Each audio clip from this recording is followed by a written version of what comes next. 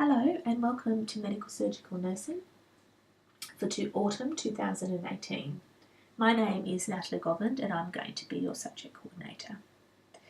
This is a presentation just to help you navigate the MSN UTSonline site, as well as we're going to have a closer look at the subject outline so everyone is aware of where to locate specific information, so I hope that you find it useful. First thing though I'd like to say is that myself and the teaching team are aware, and I'm sure you're developing an awareness of this at the moment, is that there's a big jump from first to second year. In second year the expectations will be greater. It will be more demanding on your time, and we will be more critically looking at the way you apply your new knowledge. To be completely honest, you'll probably find the first few weeks of MSN quite intensive, and sometimes you might find it overwhelming. This is really due to the fact that there is extensive content, new knowledge that you need to engage with and understand to ensure that you are really ready to move on to third year. So what I suggest is that you make sure you communicate early with your tutor if you are having any difficulties or facing any challenges, because our role as tutor and myself as subject coordinator is to support you through the learning process. So if you are struggling, or if you are feeling overwhelmed or having some difficulties, please engage with us, because we can work together to come up with some strategies to ensure that you have a productive and you are given the most opportunity to be successful this session. So this little presentation I'm going to try and keep quite short, so I do have a tendency to talk too much, so I'm going to try really hard to just focus on the subject outline and what is sitting in UTSonline at the moment in relation to MSN. What I want to tell you is, firstly, when you click on Medical Surgical Nursing Autumn 2018, you will come immediately to the announcements page. As you can see, there is currently 2 announcements there for you to read. There is also a welcome message for you to watch. It's important that every day you check the announcements page to make sure you're not missing any vital information, and that also applies to your student email account. It's important that you check that every day to make sure you're not missing any information, and that is part of your student responsibilities. So just wanted to make that clear. That's where announcements page and email are the 2 formal methods of communication that will be used to post information to the whole cohort. Okay, so if we have a look on the left hand side, you can see the subject outline is first. That's what we're going to spend most of this focus on this presentation today. Announcements, if you want to navigate back to the announcements page, how the subject works, so have a look at that tab. It's got some little key information and tips just to remind you of what the subject's about and how to make the most of it. Weekly planner is here, so our weekly planner does not sit in the subject outline, it sits here. It's more accessible, easy to access. You can see it straight away on what we're going to be doing each week. Learning subheader, you have your tutorial, lab preparation and assessment. I will dedicate a few minutes to having a look at the tutorial and lab preparations because I use learning modules, and I'm not sure how many of you are familiar with using learning modules in first year, so I will just show you what that means. And we also have an assessment tab. A couple of other tabs will appear over the course of the week, one being the MSN workbook. You will have MSN workbook for weeks 1 to 4, and you'll have a workbook for weeks 5 and 8. That way you don't have to print the whole thing all out at once, and also it will be required for our classes because it has your in-class activities, and it provides you with guidance as in what you are going to be doing in class and how that relates to your preparation activities. So it's really important that as tutors we have a consistent lesson plan, but it's also important as you as a student have an awareness of what that lesson plan is about, because that way you can ensure that every class that you're attending, you're actually addressing the same as everybody else. So you're actually going through the same class activities as everybody else. So, and if this isn't the case, then you need to let me know. Alright, so we have communication, so staff contacts will be here, and discussion board. Now Discussion board is something that I do encourage you to use. If you have questions of a general nature, you can go to discussion board. I've set up some forums there. One's a general subject forum, the others are related to the assessment item or clinical placement. Post your questions there, particularly if it's going to be of value to other students, and I will answer the questions there. But just be mindful that if it's of a personal nature, if it's a concern, a worry or a problem, it's better to email me directly or email your tutor directly. Don't post it on discussion board. Think of discussion board a bit like Facebook. Think about what would you want all the public to read about. Okay, so keep that in mind, and then you can email me anytime and let me know if you've got a concern or a problem that you would like to discuss privately. Resources. These are direct links to resources of the UT Library, help and support and student tools, and then we have some clinical placement information, and that will continue to grow over the next coming weeks as well. Okay, so what we came here for is the subject outline. So let's have a look at the subject outline. And I'm just going to make that a little bit smaller because it's a little bit big.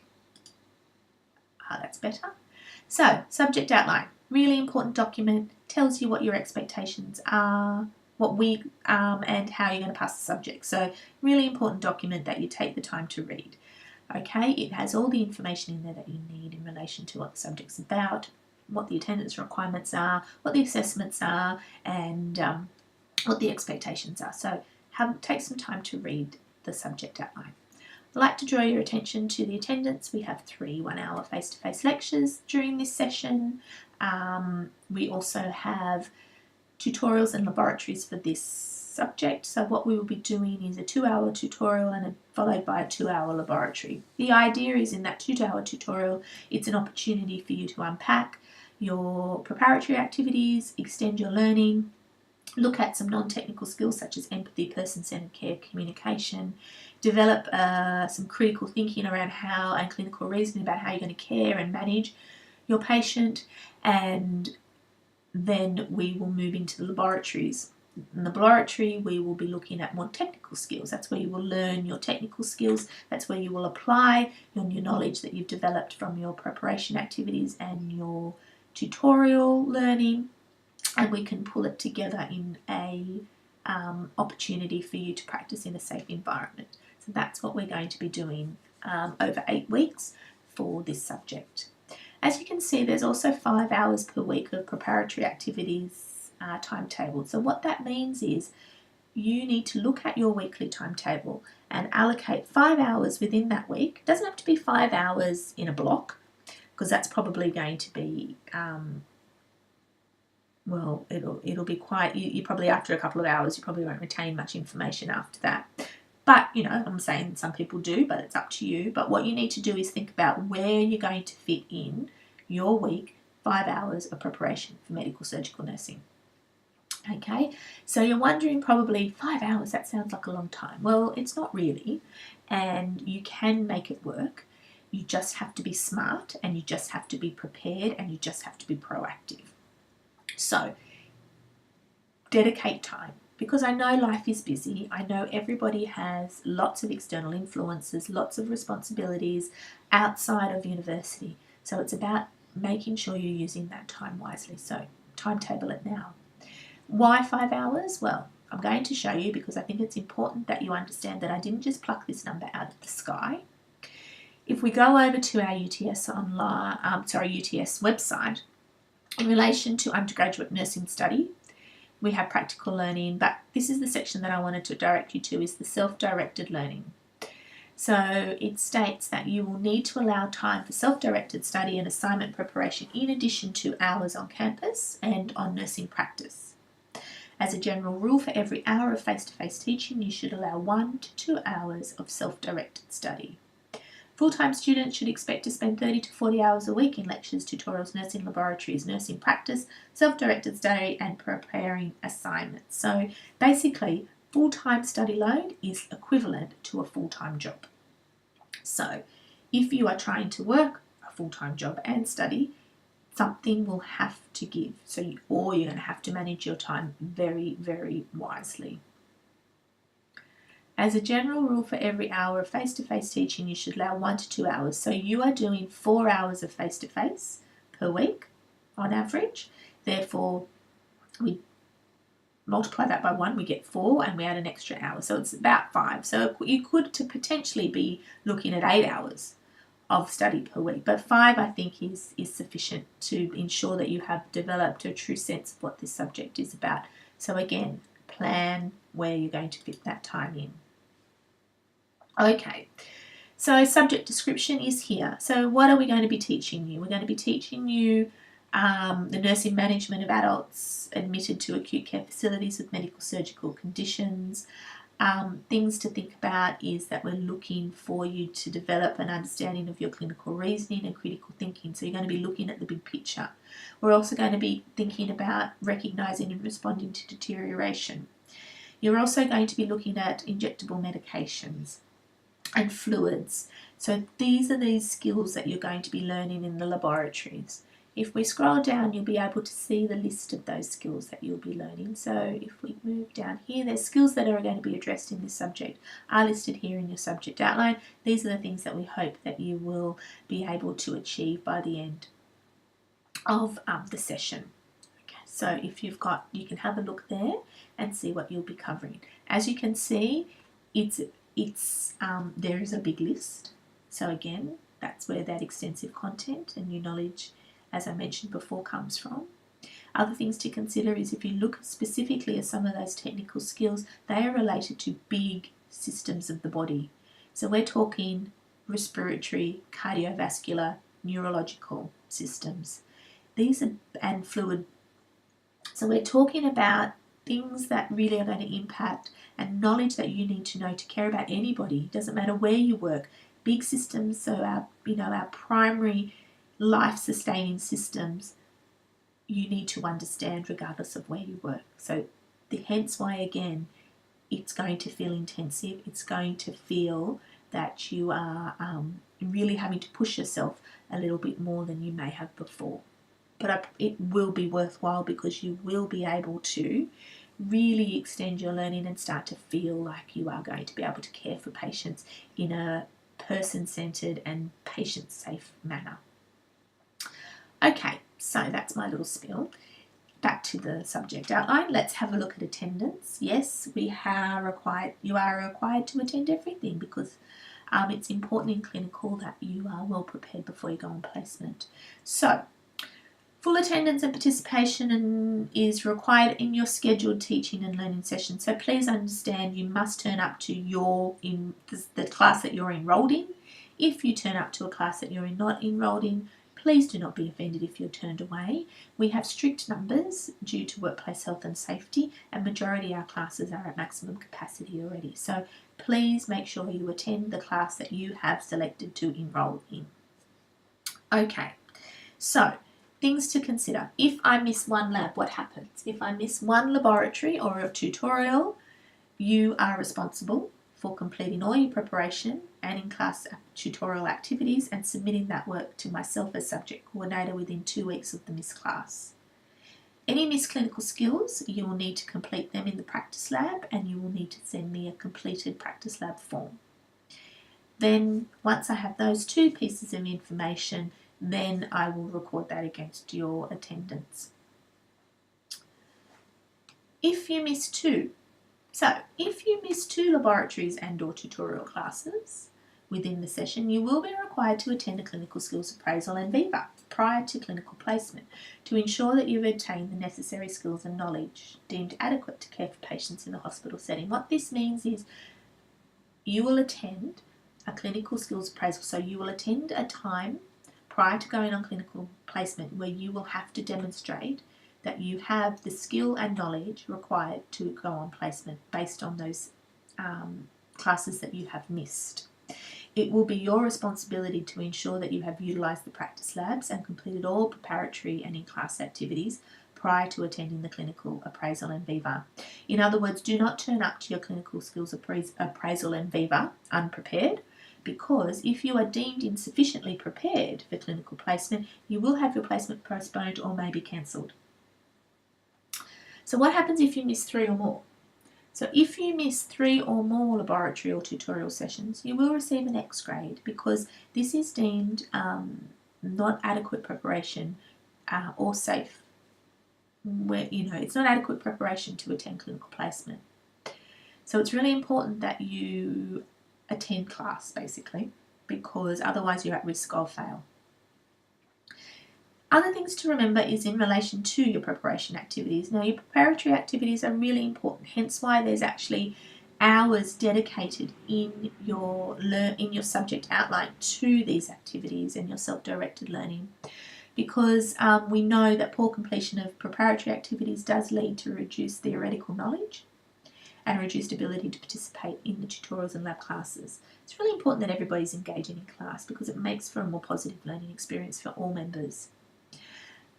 This is an important point that I really want you to note, and that is that any student deemed insufficiently prepared for clinical placements due to poor completion of preparatory activities, despite their attendance. So even if you've come to every class but you haven't done any of the preparation, you may still have your placement postponed or cancelled. Okay, so keep that in mind. Again, really important to prepare. Think about your fellow students. Think about that you want to all move together. You want to keep moving forward in a positive way and have a great learning experience when you come on campus. You're not on campus for long. So really we want to maximise your time and make sure that you really are having positive learning experiences whilst you're here on campus. So come prepared, because it will be your fellow students that have also come prepared will very much appreciate it, because they can move forward and you can extend your learning. Okay? So,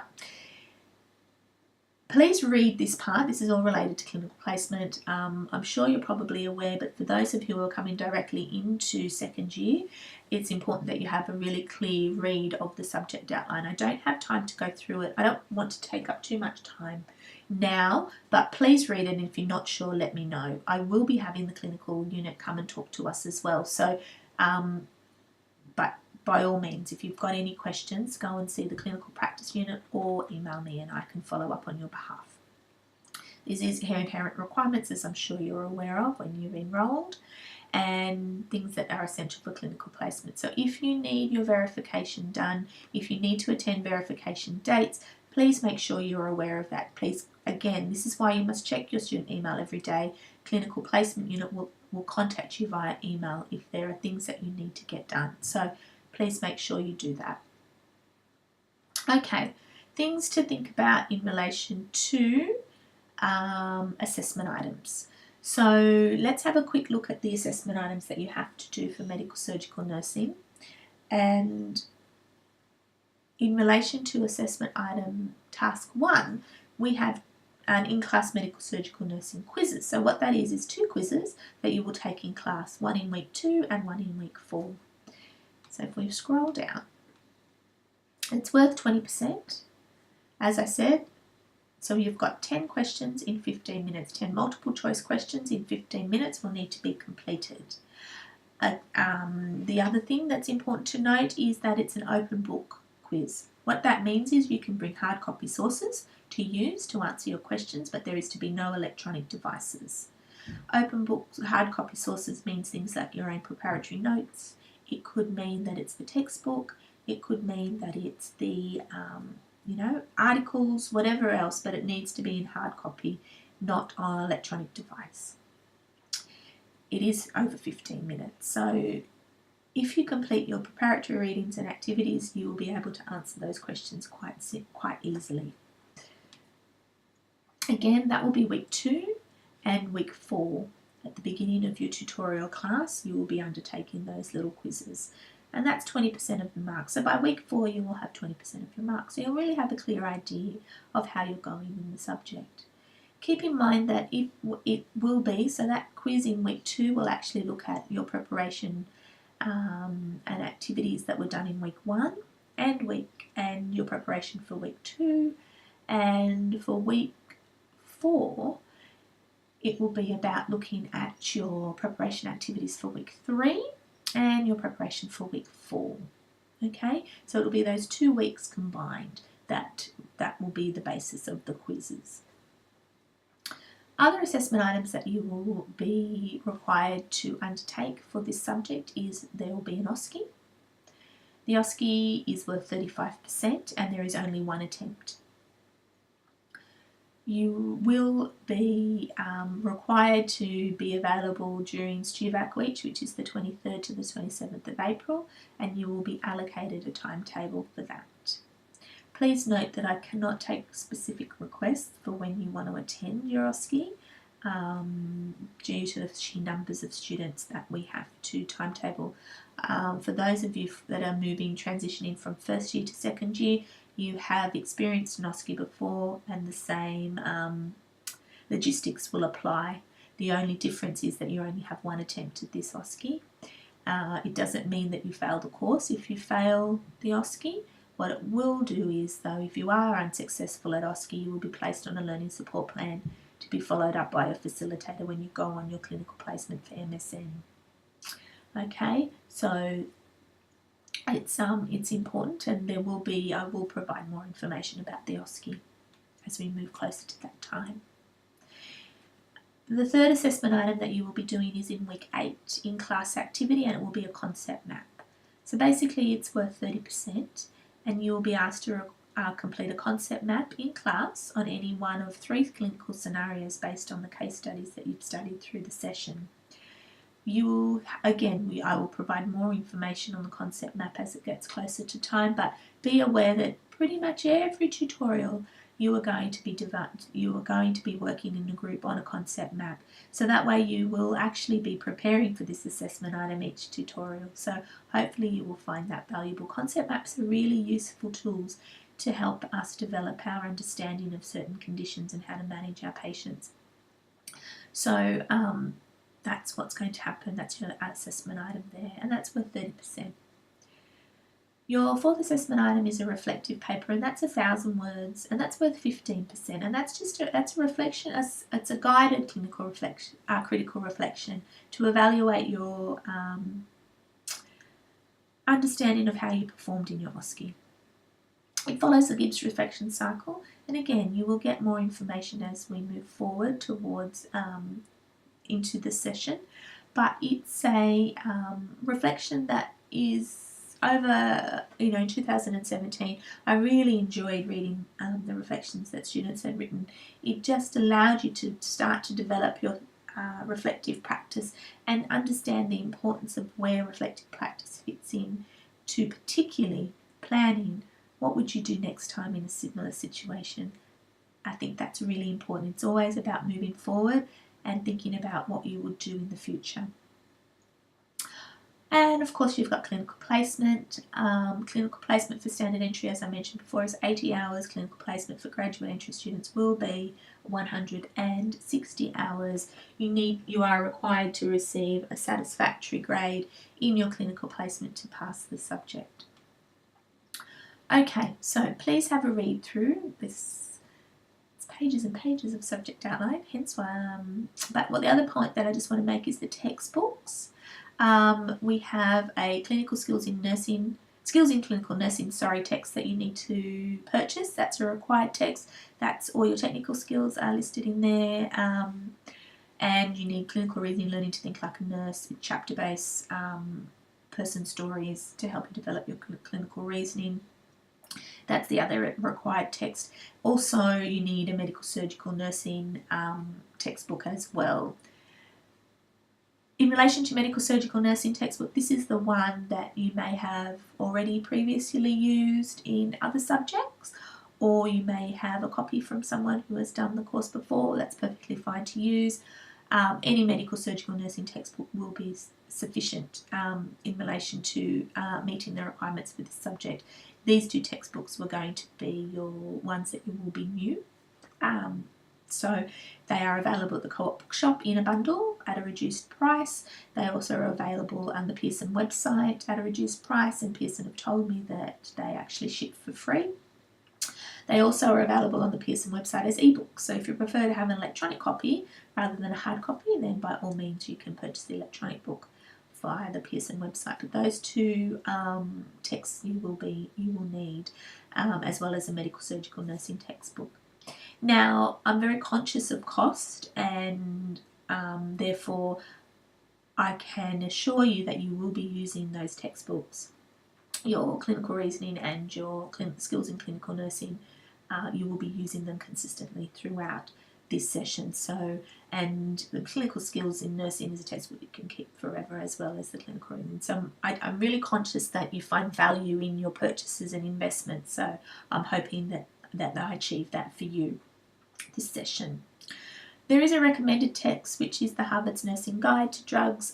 This is a really great textbook. I find that it really explains pharmacology in a way that's easy to understand. It provides, good nursing actions and precaution and things that you need, nursing considerations that you need to be aware of when you're administering certain medications.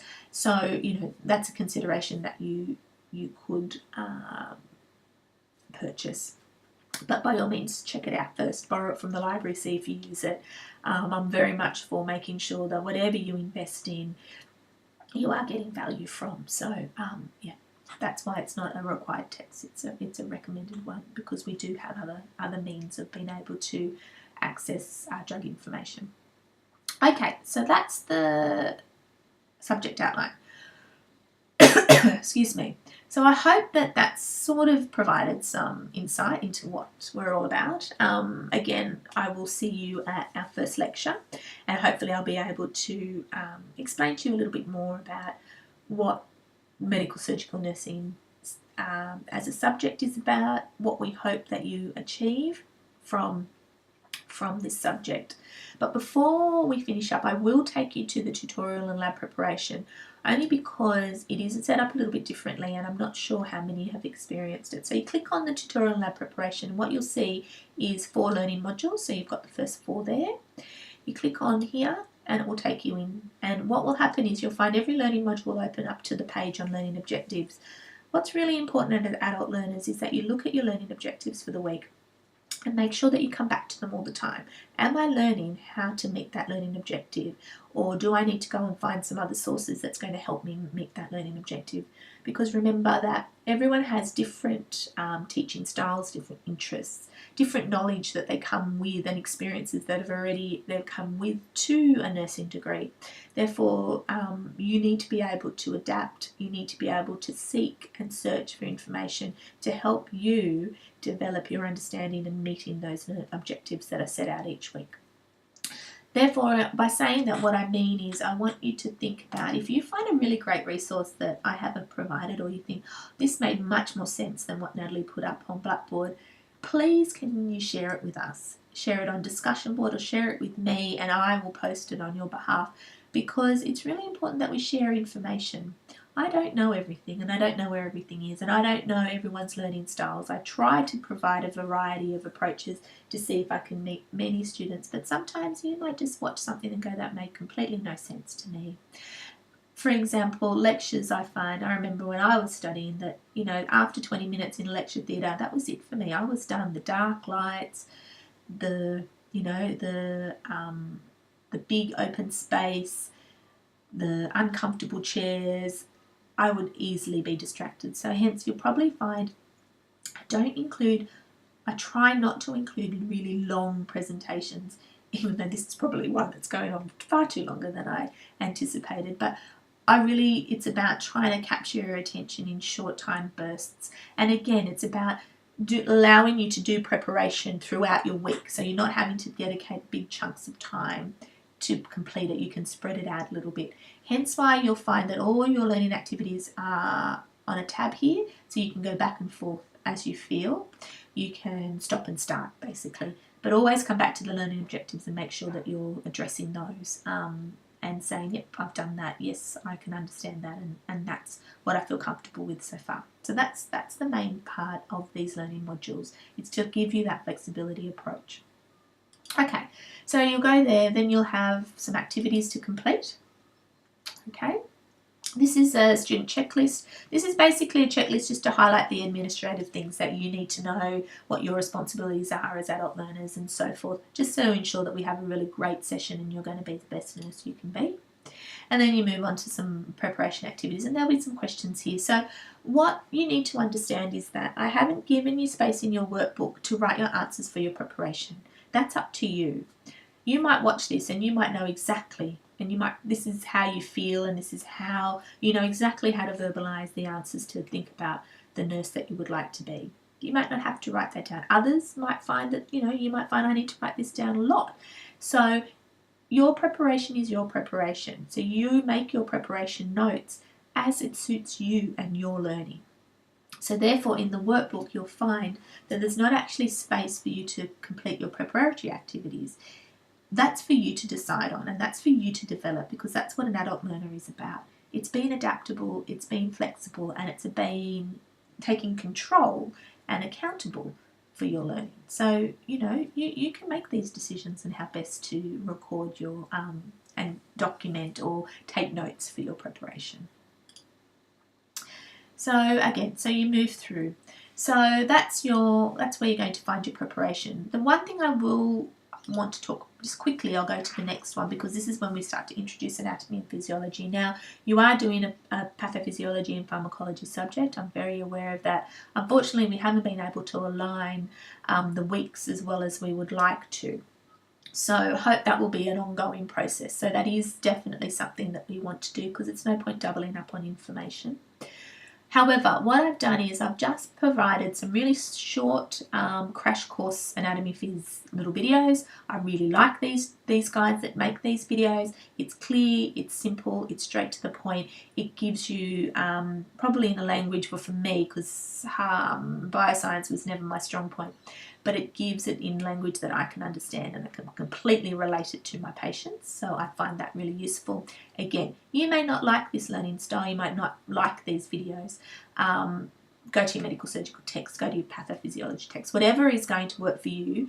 But again, go back to think about what is expected. So here it is, you develop your respiratory system knowledge. Those are the things that we are looking for you to be able to do. Okay, so the next one here, Khan Academy, is something that I use a lot of because I can't do it as well as in such short time frame, because as you can tell I ramble a little bit. Khan Academy provide these short, straight, little visual lectures that give you the information that you need as well. Again, for me, I seek and source information that is useful for you and your learning. I don't see the benefit sometimes in me regurgitating or reinventing the wheel, basically. So what I'm trying to do is create little snapshots for you so you can take that learning to where you need it to go. Okay, so that's what that's about. There will be certain topics that will have online lectures. Again, I will try and keep it short and straight to the point, but it's really just it's that stimulus for class discussion. So that's why it's really important to get your preparation done. Okay, I think I've rambled on way too much, so I'm going to finish now by saying that I view subject coordination as a team effort. And what I mean by that, it's a team effort with myself and my teaching team, that we give you a positive, consistent, engaging learning experience. But it's also a team effort with you as the student. And that's probably really important for you to understand. We work as a team, you and I and the tutors. What that means is you need to let me know what works well, what doesn't work well, what you really liked, what approaches you thought was interesting, what you didn't think was interesting, what any suggestions that you may have, positive or negative, is really important to share with me and your tutors. Make sure that it's always constructive though, and think about how you're delivering feedback. I think that's really important. And if you have any concerns or issues, it's much better to ask me. I'm not that scary, and we can try and adapt. I think learning is a dynamic space. Nothing's set in stone. So we can adapt as we're moving through this session, because at the end of the day, as long as we meet those subject learning objectives, how we get there is flexible. So keep that in mind. I am very aware that, you know, it is a lot of learning that you need to do, a lot of preparation you need to do. As I mentioned at the very beginning, this is due to, if you look at the subject outline, it's due to the extensive content and new learning that you have to do to ensure that you're going to be a safe practitioner. So let's work together and make this a really positive session, and I wish you all the best, and I will stop rambling now.